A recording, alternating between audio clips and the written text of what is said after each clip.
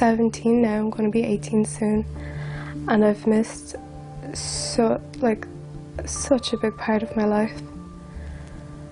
I miss most the social life that I had before this, and I miss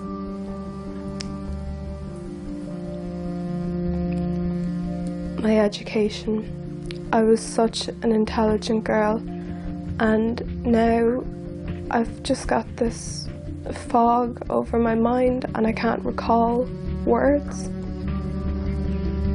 and I just feel so stupid. The vaccine was given to first-year girls in 3 doses over several months. For Laura, the real trouble began after the 2nd dose. Fatigue slowly crept in over months.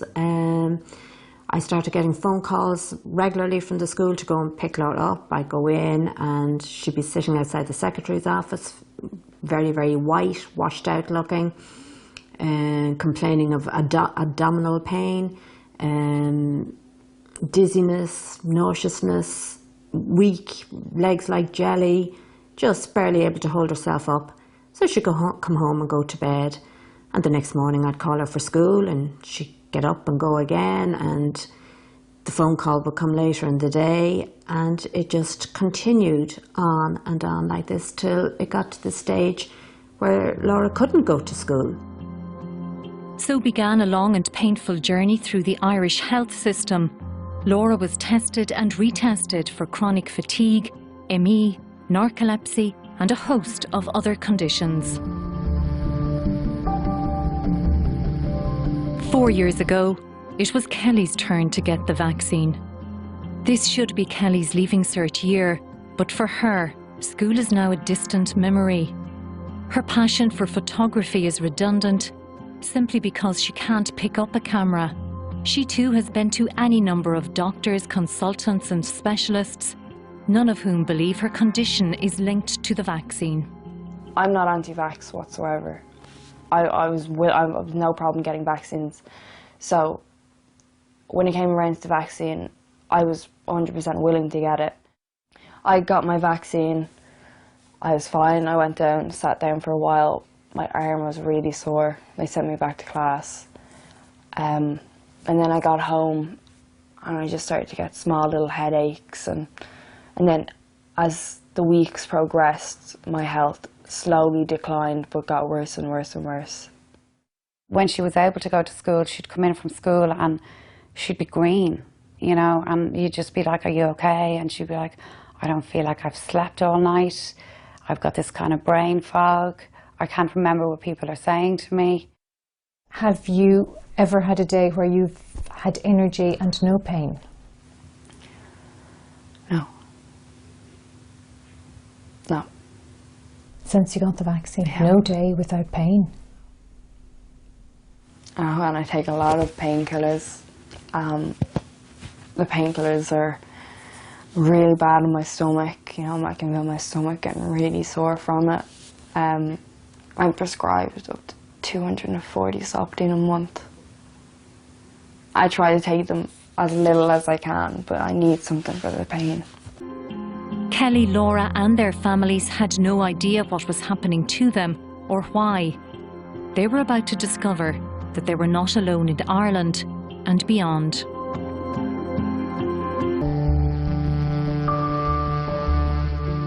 I'm just like tired all the time. Like I have no energy whatsoever. I just kind of take the day as it comes, you know. There's nothing really I can do. I don't know when something's going to happen. I don't know how it's going to happen. But that's really all I can do. I went into the room and with another girl, because there was 2 sets of nurses, and they 2 vaccines in each arm, and that was all right. And I felt a little bit odd after it, but I just ignored it. And I went over to sit down for the 15 minutes, and I knew there was something wrong then, because I really didn't feel right then. I can't remember what happened after that. 16 minutes past 1 when I got a phone call from the school to say that Abby wasn't feeling well, could have come pick her up. At that stage, I didn't realise how serious this was, you know. I went to the school that day. I went down to pick her up, and when I asked why wasn't there an ambulance called, I was told I was overreacting. It was a slight reaction to a vaccine. Do you know, a slight reaction to a vaccine to me is a rash or it's a little bit of nausea. Yeah, fair enough, we accept that. But this was just out. I don't know. As I said, I didn't recognise her at first. Do you know, and that was really, really scary. At this stage, I still wasn't that worried or anything. She arrived home, and then I just couldn't believe what had come through the door. It was a completely different child that I went to school that morning. She wasn't able to speak. She was a funny colour, like a purple grey colour. Her eyes were dilated. You could barely see the whites of them. Her joints, her wrists, her elbows, her knees were swollen, stiff. She had this terrible twitching, this jerking thing. I was concerned that she might have pain somewhere. So, because she wasn't able to speak, I said, you know, can you move your finger or something? Have you pain? She kind of pointed to her chest. So, of course, I rang the GP. I was absolutely in a terrible state because I had never seen her like this before. I remember him taking me into the car to go home. Were you scared at this point? I was, yeah. I had no idea what was going on. Abby's life has not been the same since. Hospitals and doctors' surgeries became like second homes. Her condition has sometimes improved, but then she suffers another setback in the form of an unexplained seizure.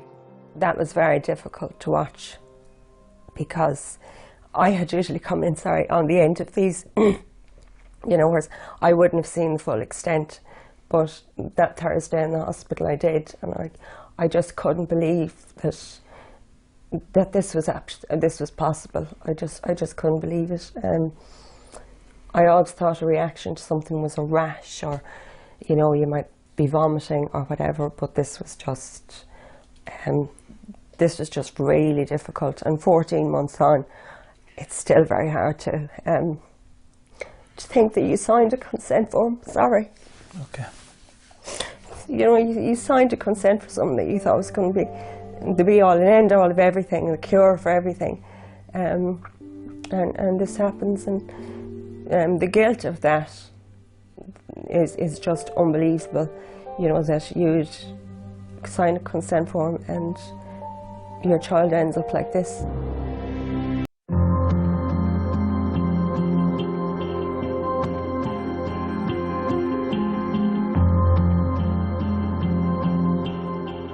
We went up to the meeting in Dublin and I was shocked. We sat at that table and we listened to these parents talking about their daughters. And I just said, I just said, Paul, they're talking about Carol.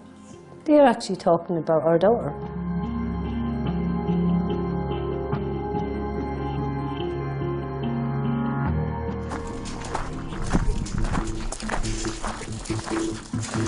I was just healthy, I was normal. I could do everything, I could go jogging and everything. And then as soon as I got the vaccine, I was left lying in bed half the time. Couldn't do nothing. And how does this make you feel? Terrible. And the worst part I don't like is, since we live out in the countryside and Daddy's in work, I can't really go into town like to anyone, so I'm just left in the bed and probably sleep for the day. What do you want to happen? All I want is to get help. It's hard to describe. Heartbreaking. Coming home from work, trying to get some dinner, out the door for training. All the activities, gone. Gone immediately after, you could say immediately after the vaccine. There's days I come home from work and ask Carol, how was her day? To know you're hoping she'll say she had a good day, but 99% of the time, you know, she's after taking a turn or something's after happening. But it's hard It's hard to work and not have it on your mind all day, every day. Used to love football and soccer and all sports, and that's the one thing I want to try get back doing when I get better. And who do you blame? Myself probably for one, because I should have looked into the vaccine beforehand to see what it actually was. I don't know who Carol blames. That's the hardest part, because her life has changed so much.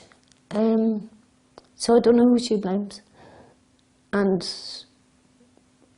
in one way she can probably blame me, because I'm there to protect her. And 3 years, it's been a long, long road. I want her back to where she was. That's all. And what has been the biggest loss for you in recent years? My life. I don't have it anymore. I mean, you know, I'm housebound and I don't have an education, and, you know, friendships are gone down the drain, and relationships are impossible. Like, you know, they're really hard. I cry quite a lot. I could cry now. We gave it to her. The guilt is unbelievable. It kills me every day that we gave this vaccination, and it destroyed her teenage years. Have you any doubt in your mind about the link with the vaccine and how you're feeling? Do you feel, are you 100% certain in your own mind that there's a direct link? Yeah, I'm 100% certain. I was never sick before the day that I got the first vaccine, and I got all 3 of the vaccines because we were reassured this vaccine is safe. I don't even know how to articulate it. It's beyond anything I ever imagined. These girls have a very significant condition which has had a huge effect on their quality of life. Absolutely. And which you don't believe is related to Gardasil. But there is nothing to show that it is caused by the vaccine. Full stop. So again, it's a coincidence. It is a coincidence. It would have happened anyway, and we know it happened before the vaccine was introduced to the country to a significant number of people. We know it's underdiagnosed, but it happens whether or not the vaccine is given, and the vaccine has not caused an increased incidence of this condition.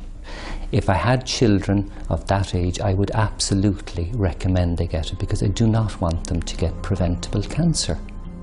Every year when I hear, you know, of girls getting this vaccine in my school, I nearly throw up. I'm so sick, and I get into such a state, and I'll cry my eyes out. I don't want anyone else to have to live the life that I live. Another issue that gets more prevalent at this time of year is in our special Homeless at Christmas, tomorrow at 9. Up next this evening, we're live for Tonight with Vincent Brown.